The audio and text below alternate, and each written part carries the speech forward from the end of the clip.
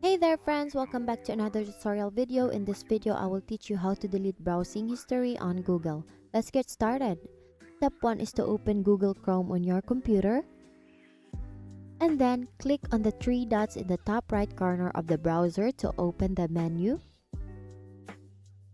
In the menu, hover over History and then click on History again. This will open the History page.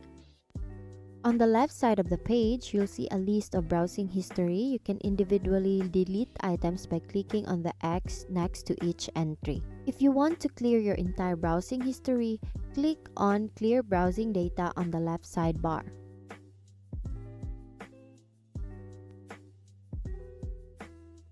A pop-up window will appear. Here you can choose the time range for which you want to delete the history. You can select last hour, last 24 hours, last 7 days, last 4 weeks, or all time.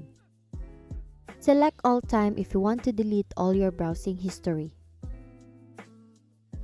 You can also choose what type of data you want to delete. For clearing browsing history, make sure browsing history is checked. And then we can proceed to clear data. Congratulations, you've successfully learned how to delete browsing history on Google Chrome. It's a great way to maintain your privacy and keep your browsing habits clean.